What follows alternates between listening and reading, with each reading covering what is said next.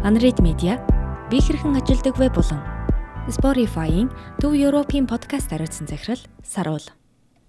Манай ярилцлагын шөнөхийн зочноор Германы Берлин хотод ажиллаж амьдардаг Монгол бүсгүй Саруул оролцлоо. Тэрээр Германд төрж өссөн бөгөөд бизнесийн удирдлага чиглэлээр бакалавр, магистрийн зэрэгээ Берлин, Парис, Амстердамын их сургуулиудад хамгаалжээ. Мөн Condé Nast, Bertelsmann зэрэг томоохон хэвлэл мэдээллийн компаниудад гүйцэтгэх болон удирдах албан тушаалд ажиллаж, Германы хамгийн том подкаст фестивалыг зохион байгуулан, улмаар 2019 оноос Spotify компанид стратегийн чиглэлээр ажиллаж эхэлсэн юм. Харин өдгөө Их Британи, Ирланд, Герман, Австри, Швейцарын подкаст багийг хариуцсан ажиллаж байгаа. Ингээд түүний ажил болоод амьдралын арга барилтай танилцъя. Дашрамт дуртахад уг ярилцлагыг англи хэлээр хийж монгол хэл рүү хөрвүүлв. Таны карьераас бид юуг мэдэх ёстой вэ? Би үргэлжил шин зүйлс бүтээж бий болохыг хүсдэг байлаа. Тиймдээч бяцхан охин байхаасаа олонний анхааралд байх дуртай зэрэгцээ дуучин эсвэл жүжигчин болохыг мөрөөддөг байв. Хэдий хүсэл мөрөөдлөө дагаад урлагийн хүн болоогүй ч эргээд харахад бүтээлч байдал болон бизнесийн төгс огтлолцол дээр зогсож байгаа мэт санагдаж байна. Одоогоор миний бие гайхалтай уран бүтээлч болон жүжигчдтэй олон цагийг өнгөрүүлж хамтран ажиллаж байгаа. Миний хувьд 2008-аас 2015 онуудад бакалавр болон магистрийн зэрэгээ бизнесийн удирдлага чиглэлээр Берлин, Парис, Амстердамын их сургуулиудад хамгаалсан.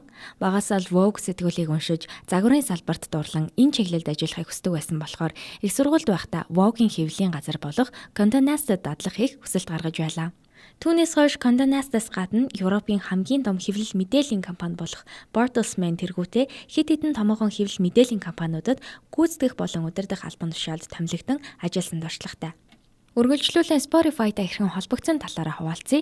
2018 онд хоёр найзын хамт Германы хамгийн том подкаст фестивалыг зохион байгуулах зорилгоор 1000 гаруй сонсогчийг дуртай подкаст бүтээгчидтэй уулзуулж тэдний подкастыг тайзнаас шууд хүргэсэн юм. Тухайн үед Spotify компани манай фестивалийн ивент итгэгчээр 2 ч удаа оролцоод байсан нь энэ гайхалтай гэр бүл нэгдэх замлын маань эхлэл болсон гэж ойлгож байна.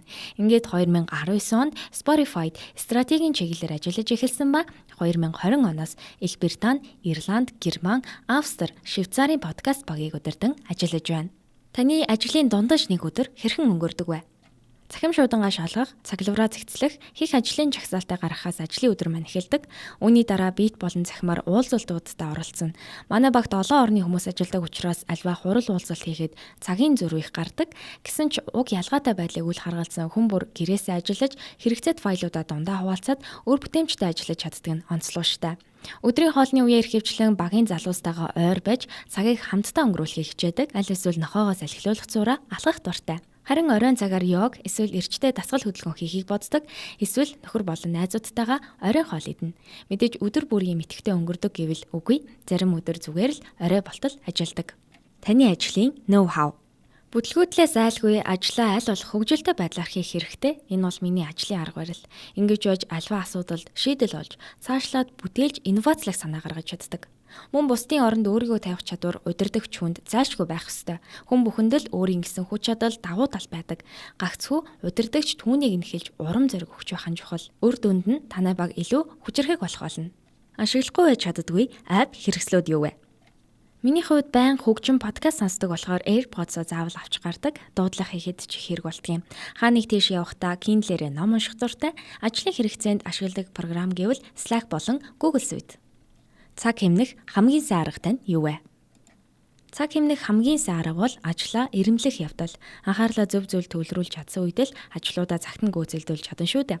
Энэ тал дээр миний хэрэгжүүлдэг арга гэвэл хамгийн чухал бөгөөд яаралтай хийх ёстой ажлаасаа эхлээд ач холбогдлын дараалалаар нь хуваарлдаг. Ингэснээр ойрын хугацаанд юунд төвлөрч анхаарлаа хандуулах, юуг нь хойшлуулж хийхгүй үлдээх вэ гэдгийг ялгаж чаддаг юм.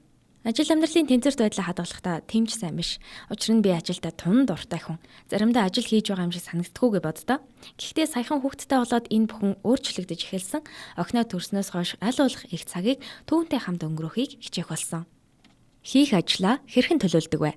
Жилийн эхэнд тухайн оныхоо зорилгыг утасныхаа нөөц дээрээ тэмдэглэдэг. Цаашлаад улирал бүр тэдгээр жагсаалтаа эргэн харж шинжлэх шаардлагатайг нь өөрчилнө. Ингээд өдөр тутмын хийх ёстой ажлуудаа цаглавартаа төлөвлөдөг. Харин шин төсөл эхлэх үед бүх хийх зүйлээ Excel дээр жухлын зэргээр нь дараалуулж бичдэг. Ирж хүчээ хэрхэн сэлбдэг вэ? Ойгоор нохоотойгоо хамт алхах шиг сайхан зүйл гэж үгүй. Элдв сатаарах юмгүйгээр амар тайвныг мэдрэхэд их тус болдог шүү. Мөн йог болон пилатесаар тогтмол гэж хэлдэг.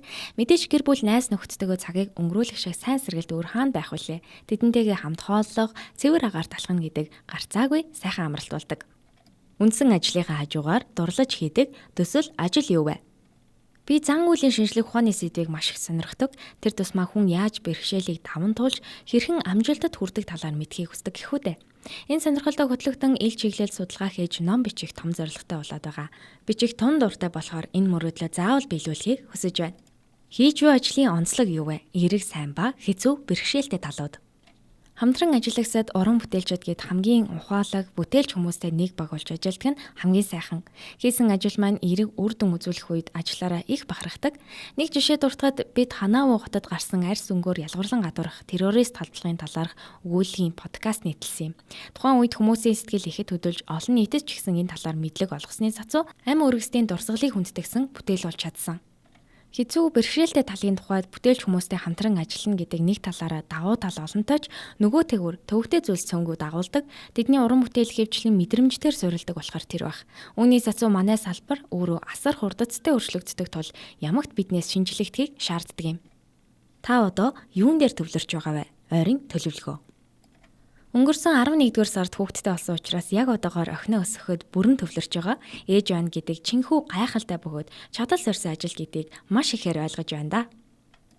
Та өөрийгөө хэрхэн хөгжүүлж суралцдаг вэ? Хувь хүний хөгжил болон ажил мэргэжилтэйгээ холбоотой ном олноор уншдгийн зэрэгцээ Hidden Brain, Huberman Lab зэрэг боловсролын сэдвүүд подкастууд сонсох дуртай. Мөн ажлын хамт олонныхоо санал хүсэлтийг тогтмол сонсдог. Ялангуяа ментор дүүгээсээ сүүлийн үед юу дог байгаа талаар зөвлөгөө авч ярилцдаг. Санал болгох, ном, хөгжим, кино.